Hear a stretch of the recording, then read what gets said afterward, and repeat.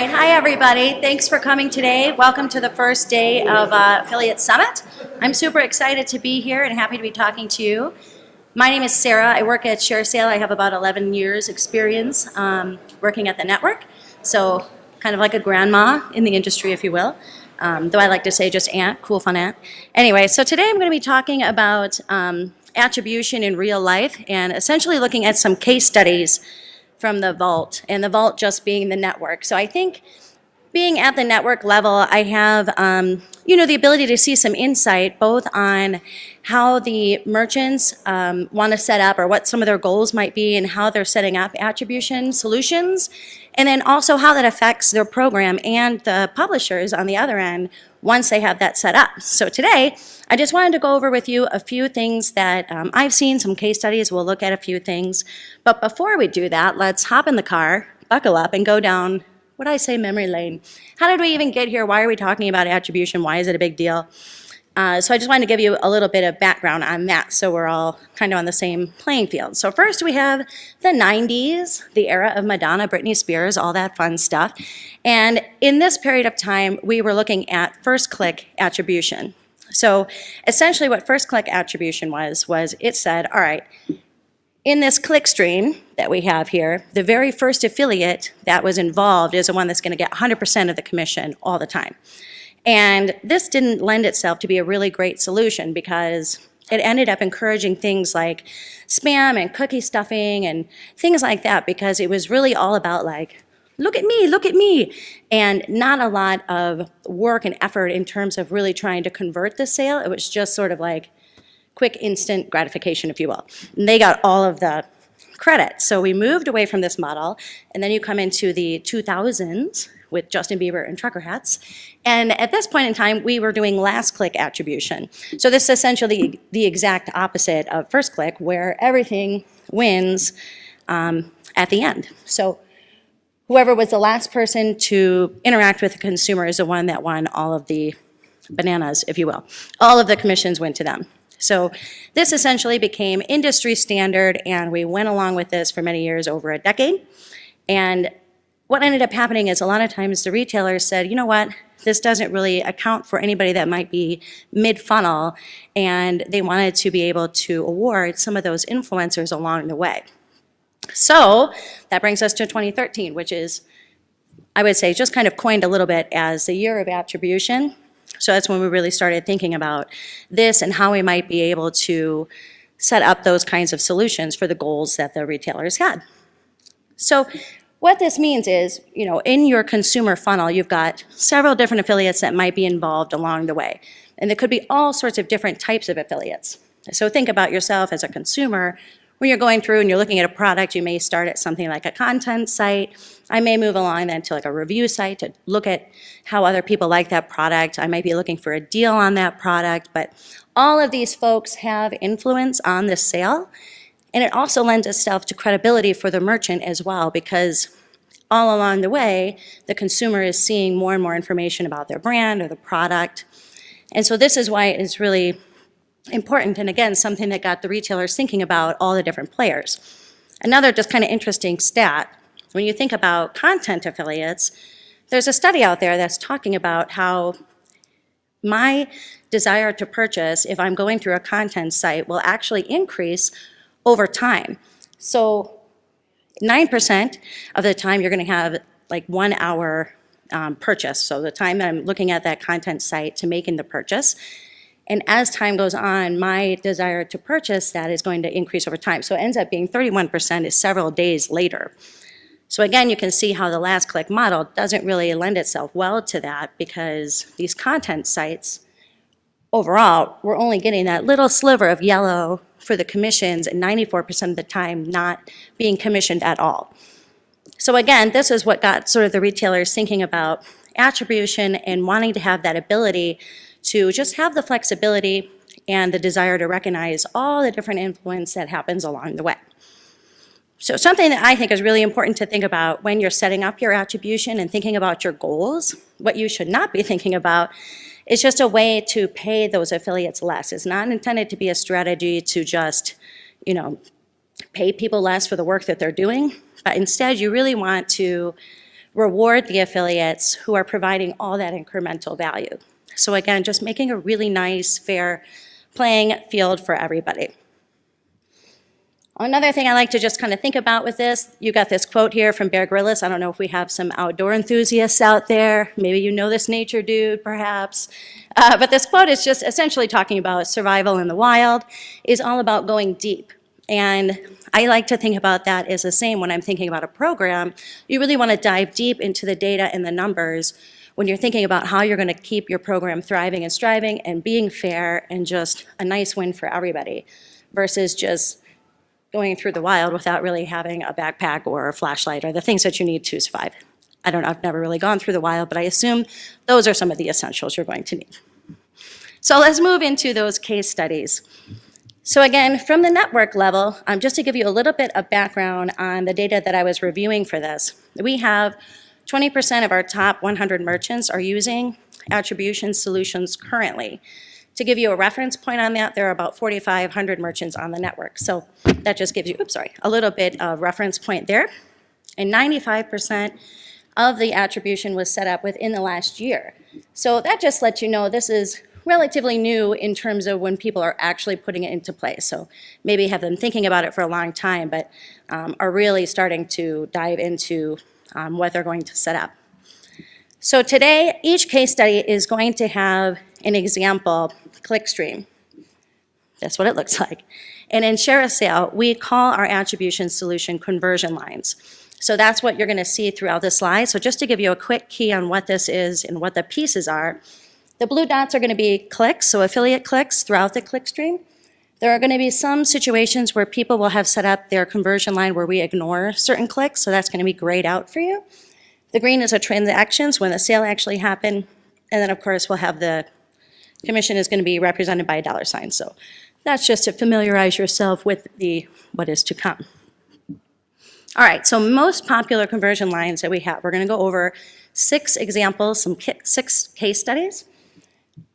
First being strength, so basically where people give power to a certain group or a segment of affiliates, so channel segregation. We'll talk a little bit about adjusting the tracking gap and the time between the click and the sale. We're going to talk about splitting commissions against multiple players. We're going to talk about add to cart. We're going to talk about new customer, so awarding based on new or existing customers in the clickstream. And then finally, late entry. So these are going to be 6 of the case studies that we go over today. So starting out, first one, channel segregation. So here is a situation where the retailer wanted to be able to protect a certain group of their affiliates. And the reason that they wanted to do this, some of the background is they were noticing that a good percentage of their affiliate sales had multiple affiliates in the clickstream. So they knew there was a lot of players involved throughout the process. And also they were recognizing that their non-content affiliates represented a small number of the initial clicks, but a really large portion of the sales. So they thought to themselves, I feel like my content affiliates are probably missing out a bit. So they wanted to set up something to protect them. So here's what it would look like. So this is our conversion line, and those are different clicks. And basically you can see the last blue dot represent a content site, and they said if there's multiple affiliates in the clickstream, I want to award the content site that was last there. If there's anything that happens after that content site, we just want to ignore it altogether. So that's how they're protecting or giving that priority to the content site. So they're the ones that get the commission. And then secondly, they had another line that said, but on the flip side, if there's all sorts of clicks in my clickstream and none of them are content sites, then cool, let's just go with that last click attribution. That's totally fine with us. So here's what happened after they set it up. They set it up in January, and you can see they had immediate results with the sales by month from those content affiliates. It shot right up for them. So it did address their initial goal right off of the bat. And also, total revenue from the content affiliates initially before they set up their conversion line was 21%, and that increased to 31% after the fact. So again, really able to address their goals and protect those content affiliates. So it was a win there. The second one we have is tracking gap. So here is a situation where the retailer wanted to set up a conversion line that had an adjusted cookie duration based on the type of affiliate that was involved. So what they wanted to do, they had their default tracking gap was 14 days, and they said, I want to give a longer cookie duration for anybody that might be a specific type of affiliate. So if you're my VIP affiliate, I want to give you 30-day cookie versus 14, so they have more opportunities to earn or have repeat earnings. But then they also wanted to add to that and say, however, if I have a situation where there's more than one affiliate in the click stream, and there's, the last click is within 5 minutes of the sale, I want to ignore that. So they kind of had a two-part goal. So here is what we set up for them. You ended up having a situation, this is a conversion line, and you can see there's multiple affiliates in the click stream. So my default 14 days is a cookie that we're looking at, that's our window. And then since there was somebody within 5 minutes, that was ignored because that's what they wanted to cut out. So this is one part that they're going to set up. And then they said also, if there's nobody else, if they're just all by themselves, and that last click is within 5 minutes, then that's totally fine. So it was really just, they're mostly concerned with when there's multiple affiliates in the click stream. And then on the flip side, you can see the first line is talking about this was not their VIP affiliate, so they were still on the 14 days. So that top line, that affiliate's not going to get credited for that sale. However, if they were in the window of, if they're the contents affiliate or in the VIP affiliate for them, they're going to get commissioned all the way back to 30 days. So they had the two different scenarios going on. And here's what ended up happening for them. So their content affiliates, before having the attribution set up, their average return day was 1 day. And after they set up the click stream, that jumped all the way up to 28 days. So that goes right back to that stat that we talked about in the beginning, where intent to purchase increases over time. So they saw that, again, with immediate results, that their content affiliates were able to get much more earning potential. Also, their content impact, so the bloggers' impact on the overall program jumped up a whopping 35%. So it really gave those content affiliates much more leverage within the program. But it wasn't just about the content sites winning. Their coupon impact also increased, 7.5%. And this goes right back to, again, kind of making sure that when you have the multiple players, you're being fair to those that you wanted to award. Kind of a win for everybody. And another stat that you can look at, so after they set up their conversion lines, we track something called an overwritten rate. So this is the percentage of time that their content affiliates were being overwritten overall for the program, 17% of the time. So you might be thinking, is that, by comparison, what does that even mean? Well, a similar program that does not have any attribution set up at all, but is in the same niche and a similar power rank, so about the same size program, their overwritten rate for the content affiliates is actually 25%. So you can see that there's really a big difference there between the two. Number 3, we have what I like to call Splitsy Town. And Splitsy Town is basically where I want to share commissions amongst multiple affiliates. So not just a one-person win kind of thing. And the situation here is the retailer had noticed that a large percentage of their sales from the coupon and loyalty sites actually had multiple players. So the consumers going through several different sites before going through the checkout. A big percentage of those sales, 50% plus.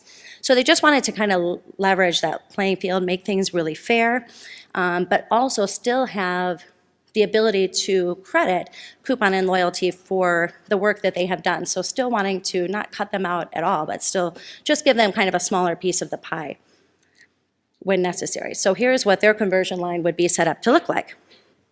So they basically said, hey, if I have my content site is the last click in the click stream, awesome.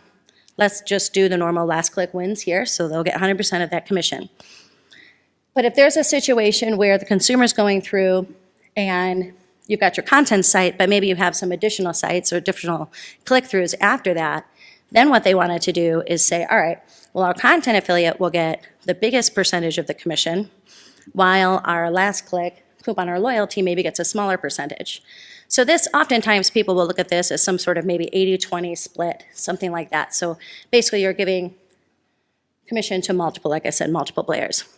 So this was really interesting. What they ended up seeing as a result of their attribution before they set this up, so before they actually set up the conversion lines, 74% of their sales were made up from the coupon and loyalty sites.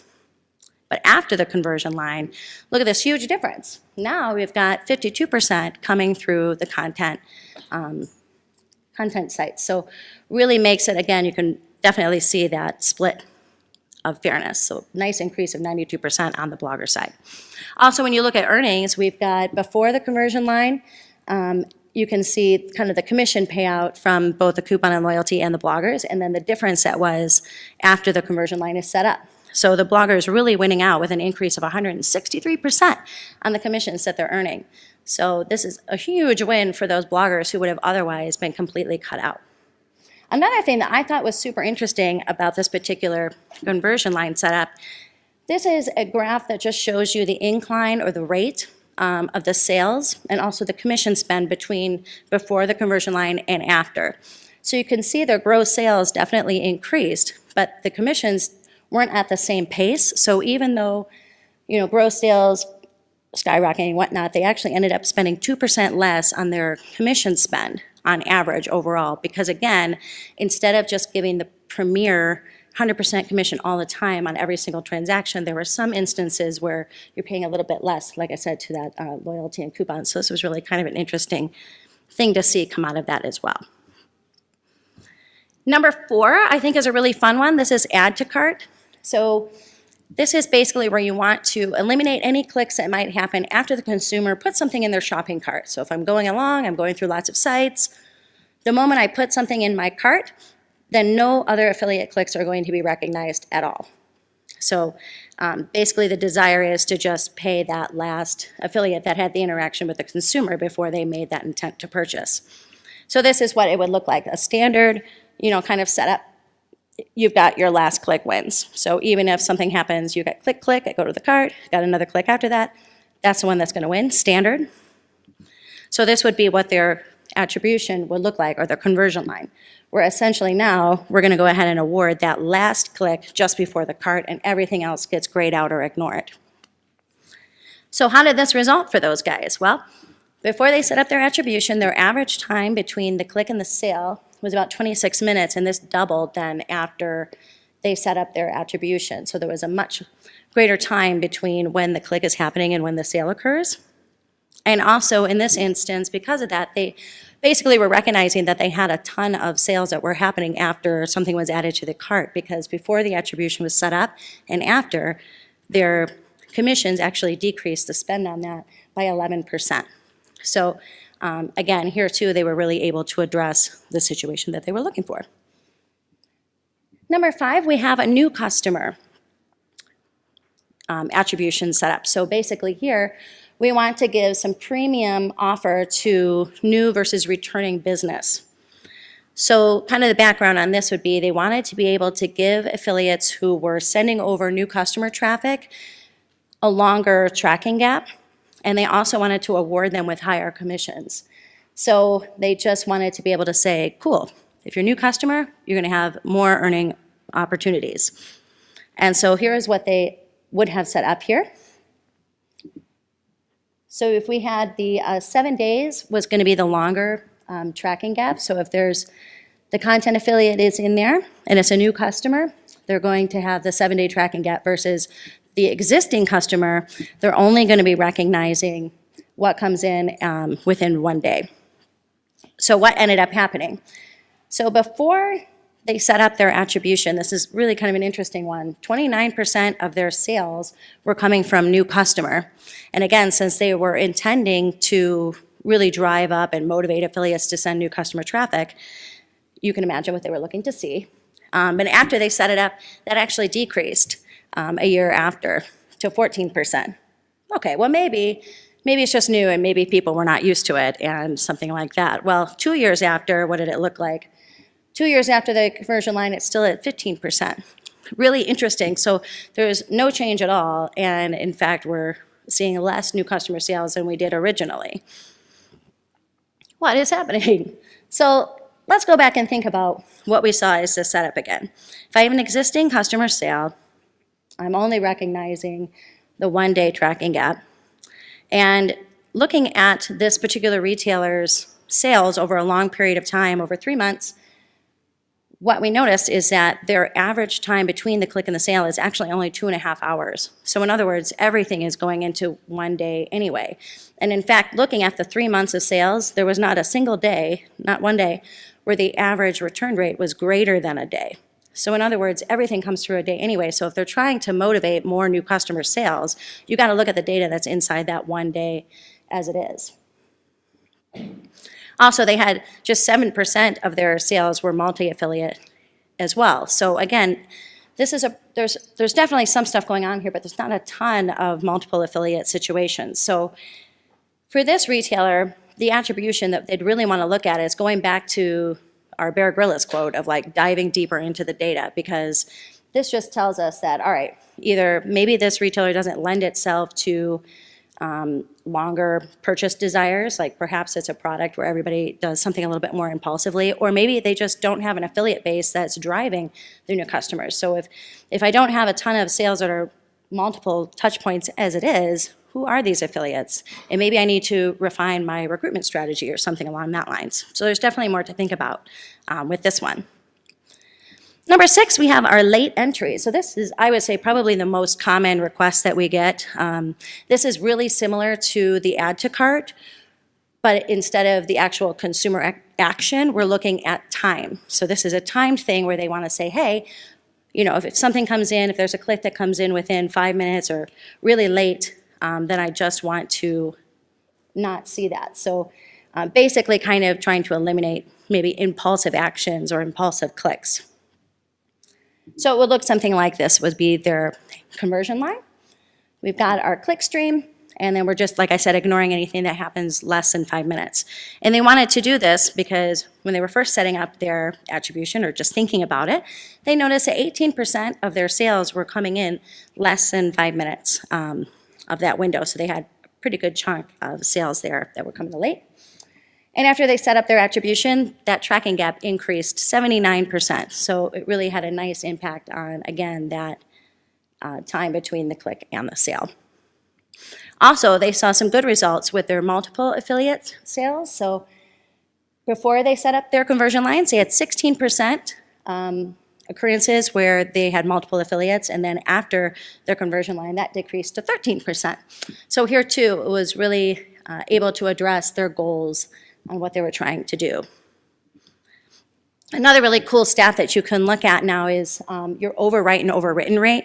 So this is essentially showing you how often an affiliate either wins out on the sale if there's multiple affiliates, or when they're getting overwritten. So how often am I the winner, you know, on the multiple affiliates or on the losing end. So this too, they saw a nice decrease as well of 13%. So those are our fun case studies. What are some observations, some thoughts, and the feedback that I got from the clients as I was interviewing them for this presentation? So some things that they had observed or that we've even just seen and talked about, the first being that I asked, you know, when you set up these conversion lines, what do your affiliates tend to say? Are they concerned? Are they worried? You know, what kind of feedback are you getting? And for everybody that I interviewed, they said that they overwhelmingly have positive feedback from their affiliates when they set this up, you know, because they know that they're kind of looking out for their best interests most of the time, trying to be fair. And again, it allowed them to acknowledge multiple parties in that influence line, which was really important to them. And also, they were able to use it a lot for motivating their VIP performance, again, when you do something like that channel segregation. So they really, you know, liked that as well.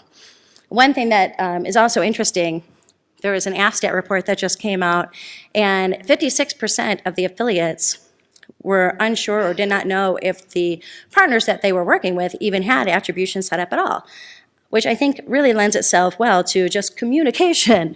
It's really important if you're on the merchant side to let your affiliates know that you're setting this up, what it means for them, so that those affiliates know. Because, like I said, a lot of times for those bloggers, We've heard this a lot from our bloggers in the network, that oftentimes they only work with merchants that they know have some sort of attribution set up that protects them and protects their traffic.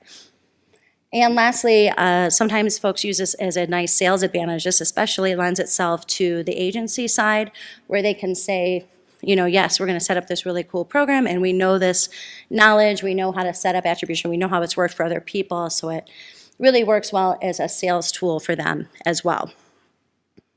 So in the end, what do we know? It's just a win-win. It's a win-win for everybody, and that is what I found out from my case studies in the vault. Thank you so much. Do you have any questions? Great.